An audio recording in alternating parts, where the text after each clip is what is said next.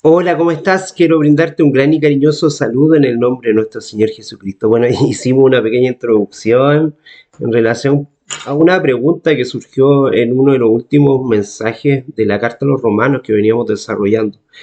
Eh, Alguien preguntó si somos adventistas, somos bautistas.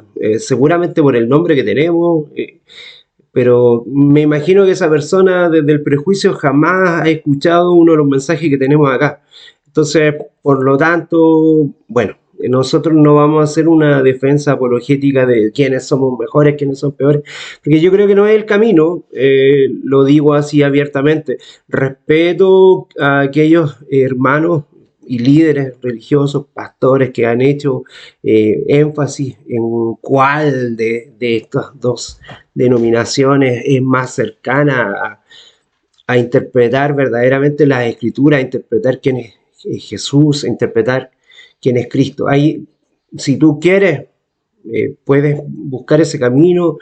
Está la pastora Judith Hoyt, que hizo algunas series temáticas relacionadas con los bautistas del séptimo día y toma esa diferencia. También dos pastores que en una conversación lo plantearon así, el pastor Neira junto con el pastor Umaña, también lo plantean para presentarlo de esta manera.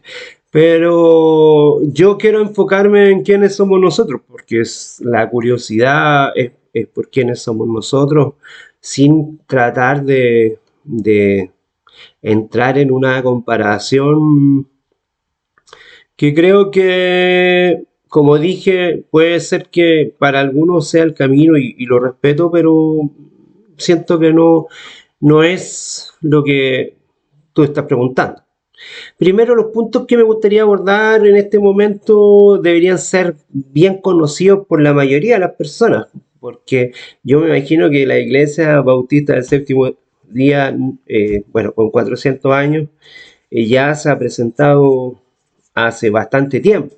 En segundo lugar, los bautistas en general, como decía yo en mi introducción en el primer tema, los bautistas son conocidos a nivel mundial y los distintivos bautistas son conocidos a través de cientos de años, porque hay una tradición bautista y las iglesias bautistas, sobre todo en Estados Unidos, marcan mucho ciertas características en el pueblo cristiano. Quizás en algunos países puede ser que no haya tanta presencia, pero dentro de eso vemos ciertas características en el tipo de culto, en las características hacia donde vamos apuntando y hacia ello quiero que vamos dialogando. Entonces repasaremos algunos de estos distintivos en nuestro mensaje principalmente. eh, que es lo que yo quisiera apuntar. Y dentro de estos distintivos, porque uno podría hacer una respuesta demasiado rápida, demasiado apresurada a entrar en una defensa de quiénes son los bautistas y cuáles son las características que ellos tienen, cuáles son sus tradiciones. Quiero entrar en una mirada desde las cuestiones doctrinales, desde las cuestiones políticas, desde las cuestiones prácticas que cada grupo cristiano presenta. Cada grupo cristiano, desde una mirada interpretativa, ha hecho de las costumbres, desde lo dogmático, desde las formas, ha hecho ciertas tradiciones. Y todas las iglesias, desde este planteamiento, ha entrado en esta lógica. Los distintivos bautistas también presentan ciertas dificultades bautistas que nosotros tenemos que ir trabajando a través del tiempo. ¿Ya? Entonces, espero no equivocarme en este planteamiento, pero lo cierto es que hay cientos de iglesias que usan el nombre bautista. Iglesias bíblicas bautistas, iglesias bautistas independientes, iglesias bautistas del sur, iglesias bautistas evangélicas bautistas, etcétera, etcétera. Y tiene que ver con el uso del nombre y lo que quiere presentar. Lo cierto es que dentro de estas iglesias que usan el nombre bautista, muchas de ellas ya no son bautistas ni en lo que presentan por medio de la fe, ni con características prácticas, que es un poco lo que mencionábamos en el tema de introducción. Quizás se sumergen y quizás no dentro de ciertos distintivos que muchas veces a veces no se practican, sino que pueden estar dentro de un marco, un encuadre de fe. Los verdaderos bautistas creen en ciertas cosas de la palabra de Dios que se describe en una breve presentación, como la inmersión, ¿verdad? El bautismo por inmersión. Ahora, ¿el bautismo es salvífico? Nosotros decimos que no, es una característica que la mayoría de los cristianos ha desarrollado, que para mostrar que dentro de la fe y el aceptar que Cristo es nuestro Salvador, entregamos este gesto. No es para cambiarnos de iglesia, no es para entrar en una nueva denominación, no es para eh, cambiarnos de casi como de un club deportivo que pasa en algunos grupos cristianos donde si tú no te bautizas, no haces ciertas características, puede que esto ocurra y pasa muy seguido. Entonces, eh, hay iglesias que tienen ciertas características comunitarias y que tienen distintos nombres, la Iglesia de la Roca, asamblea de iglesia, iglesia tanto tanto, con un nombre bíblico, ¿cierto? Del monte Sinaí, no sé, no quiero ofender a nadie para que eh, no nos equivoquemos. Ya, pero hay muchas iglesias que comparten esta visión con nosotros. Por ejemplo, en muchas iglesias, incluso mormones, adventistas, cambelistas, eh, algunas iglesias evangélicas tradicionales, metodistas, practican el bautismo por inmersión. Pero ¿qué nos hace ya un poquito más distinto?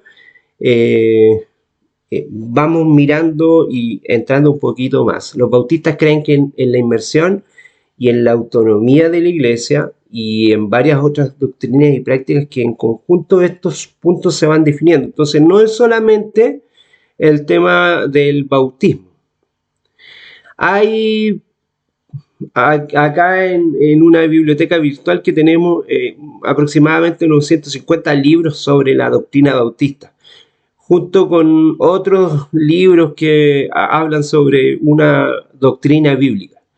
En esos libros, con autores bautistas, uno de mis, que siempre lo nombro muy seguido y que es Rick Warren, eh, que a mí me encanta y que tiene una iglesia con propósito, una vida con propósito, entre otros libros, eh, se pueden ver ciertos puntos, ciertas características. Richard Wex es otro escritor bautista que nos gusta mucho, como familia también, y como cristianos. Dentro de las características que se ven, ya lo mencionábamos, la autoridad de la Biblia, la autoridad como regla de fe, la Biblia por sobre todo, pero a la luz de Jesucristo. Tú puedes estudiar, leer la Biblia, puede ser un tremendo manual de vida, puedes seguir los mandamientos que están aquí en las Escrituras, pero si eso no te lleva a Cristo o no logras captar el testimonio de Jesucristo, no te va a servir de nada. Cristo mismo lo dijo a un grupo de fariseos, de escribas y fariseos, no como lo usamos siempre, que es como escudriña las escrituras para que... No, Cristo lo está haciendo de una forma crítica. Está criticando a los escribas y los fariseos que han estudiado la Biblia a través de mucho tiempo. El grupo de los fariseos se funda después de la salida de Israel, de Babilonia, y empieza a tomar ciertas características. Ya la orden de ellos, de los sadoquitas, empieza a tomar cuerpo, y ya en el periodo de Antíoco Epífanes se hacen tan puros dentro del estudio y de la forma purista de estudiar las escrituras, que hacen incluso una separación con el pueblo, que no es lo que quería el Señor.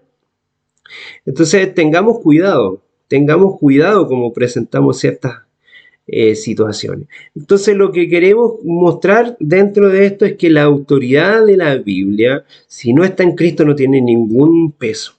Porque cada uno de los grupos cristianos tiene una, a no ser que existen algunos grupos muy particulares que tienen escritos anexos a las escrituras, otros libros que apoyan, no solamente apoyan, sino que tergiversan la escritura. Si fuera por apoyar, en cada una de las denominaciones hay escritores cristianos que, basados en los textos bíblicos, llevándolo desde el lenguaje original, con estudios exegéticos, van apoyando ciertos planteamientos para enriquecer y apoyar a la iglesia, pero no para desvirtuarla. Hay ciertos grupos que utilizan la escritura y esos libros que ellos tienen, que son anexos a la escritura, que transforman al evangelio.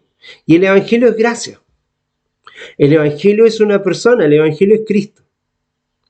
Entonces desde ahí tú no puedes mostrar un distintivo que no puedas estar bajo la lógica de la autoridad de la Biblia, pero de la Biblia interpretada por quien interpreta quién es Dios, por quien interpreta quién es el Padre, cuál es su carácter.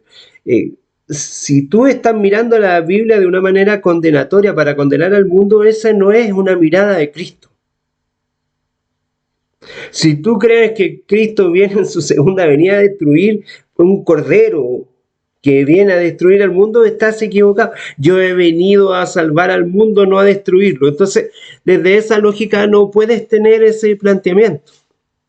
En segundo lugar, también la autoridad bíblica nos lleva a mirar en la persona de Jesús, y que el Señor, como decíamos, no es un manipulador. Él busca la adoración para conectarnos en una relación, como decíamos en un primer momento. También desde ahí creemos en una membresía regenerada, y como decíamos, el bautismo es una característica nuestra. Ahora, si hay una persona de 70 años que ya se bautizó en otra congregación, o cualquier persona que ya se ha bautizado en otra congregación, y en nuestro entendimiento él ya ha aceptado al Señor, solamente que va creciendo en la fe, en su relación con el Señor, ¿necesita volver a entrar a las aguas bautismales? Te lo pregunto de corazón, porque si no sería cambiarse como de un club deportivo. Yo conozco otras denominaciones que por cualquier cosita borran a esa persona y después la vuelven a rebautizar. Quizás, ¿qué le diría a Cristo a esas personas? Quizás les diría lo mismo que les dijo a los fariseos: ustedes andan por mar y tierra buscando prosélitos y lo hacen alguien más equivocado que ustedes mismos. También una de las cosas importantes que nos dan los distintivos bautistas es la autonomía de la iglesia local. Nosotros nos movemos dentro de una conferencia mundial, y en cada país también hay una conferencia, hay una federación mundial que nos permite estar en conferencias nacionales. En algunos países más grandes hay más de una conferencia, pero la conferencia chilena tiene una perspectiva, la conferencia argentina tiene otra perspectiva, la conferencia de Ecuador tiene otra lógica, y desde ahí, en un acuerdo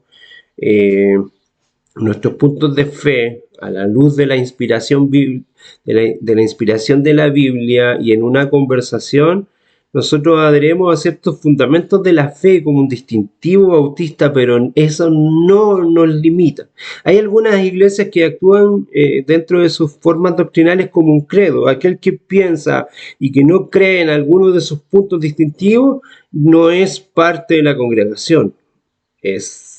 Puede ser expulsado. En este caso, nosotros creemos en que cada uno de los seres humanos que en su libertad de conciencia puede pensar. Obviamente, si tú eres parte de esta congregación, vamos a tener un pensamiento similar, no igual, porque no hay personas que piensen una igual a otra. Tú lo puedes ver en la Escritura y míralo solamente en el Nuevo Testamento. Pablo, Juan, Santiago, Pedro, en la forma en que escriben son distintos y unos ponen un énfasis en algunos aspectos de la persona de Cristo y otros están poniendo en la persona de Cristo otros aspectos. Son creyentes, están siendo uno en Cristo, pero de una manera regenerada en la iglesia.